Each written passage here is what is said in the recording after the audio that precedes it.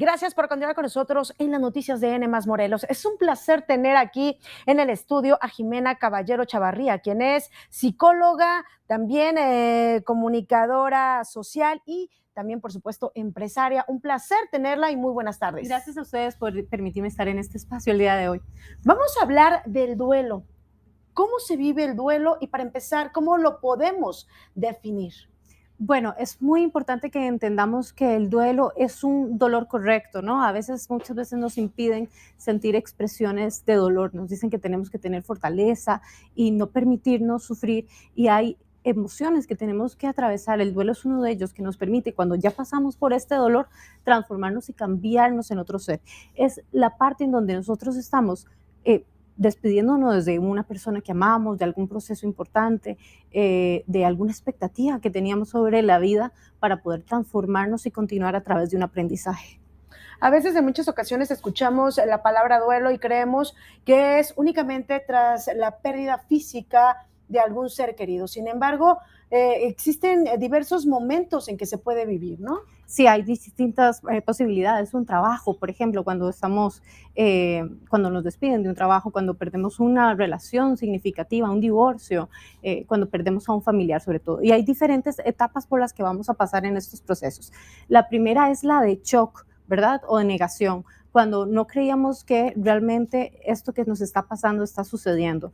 Hay duelos, por ejemplo, que son inesperados, cuando alguien se muere y no en un accidente y no lo esperábamos, es demasiado traumático, pero hay otros duelos que son muerte en vida, ¿no? Que el proceso empieza desde antes, donde empezamos a procesar esa pérdida. Después de la negación viene la ira, que es cuando nos sentimos molestos y no podemos aceptar lo que está sucediendo.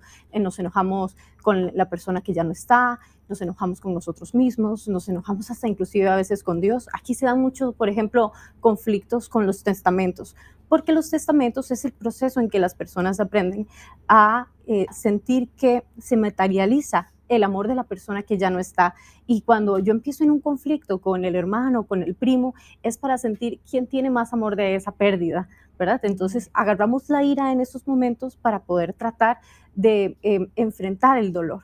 Después de la ira viene la culpa, porque no hice más, porque no llamé, porque no estuve, me faltó por hacer.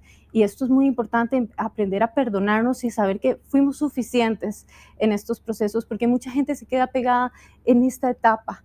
Vivir con culpas hacia uno mismo es muy difícil para poder continuar. Después viene la tristeza, y esta es la etapa más importante de todas, porque es cuando tenemos que permitirnos poder llorar, poder expresar el dolor que realmente estamos sintiendo.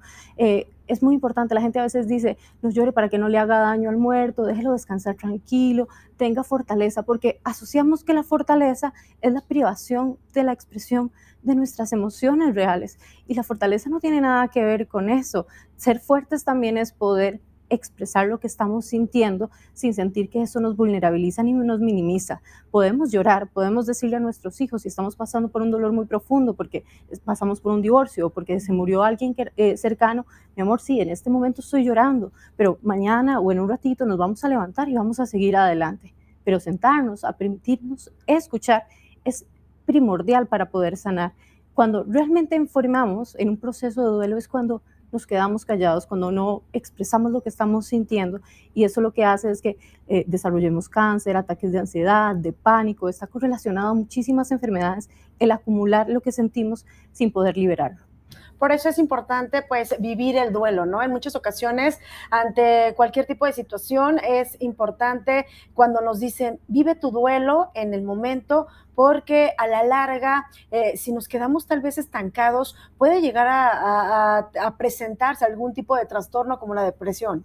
Sí, por supuesto. La depresión es también parte del proceso en que muchas personas se encuentran cuando no están atravesando las etapas de manera correcta, cuando no se están permitiendo vivírselas de una manera libre, y entonces están reprochándose, ¿no? ¿Por qué siento tanta tristeza? A veces llega a terapia, por ejemplo, una paciente llegó hace un tiempo y dijo, es que ya tengo un mes y sigo llorando por la muerte de mi mamá.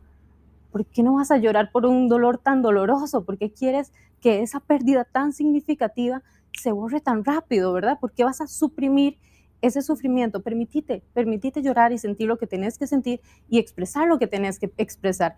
Los primeros 365 días del año, el primer año, es fundamental que no nos metamos en lo que el otro hace para superar la pérdida. Si el otro quiere hablar todo lo que tenga que hablar sobre la persona que falleció, si el otro quiere ponerse la ropa, ver las fotografías, reproducir los audios, botar las cosas, lo que necesite, es vital porque es la primera vez que va a pasar por Navidad, por el Día de la Madre, por el Día del Padre, por los cumpleaños, por Año Nuevo, sin ese ser amado.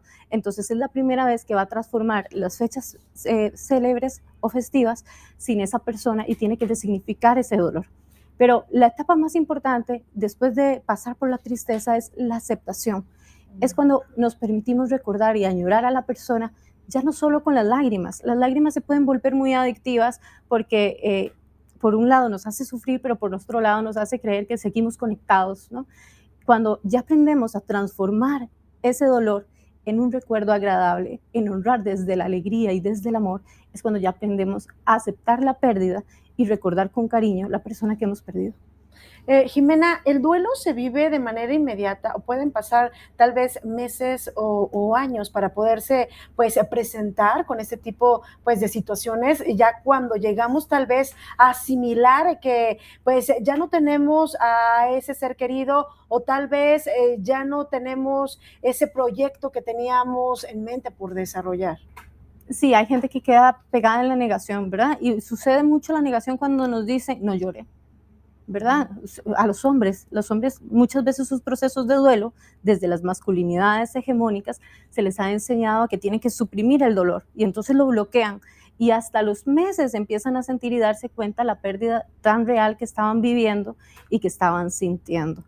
Muchas veces lo que pasa es que suprimimos lo que estamos sintiendo y esto lo que hace es que los duelos se vuelvan tardíos o patológicos. Sin duda un tema demasiado interesante, Jimena. ¿En dónde te pueden contactar todos los televidentes? Bueno, me pueden buscar en Facebook como psicóloga Jimena Caballero o en Instagram como jimena.caballerocr. Pues muchísimas gracias por habernos acompañado en las noticias de N+. A ustedes las gracias. Muchísimas gracias.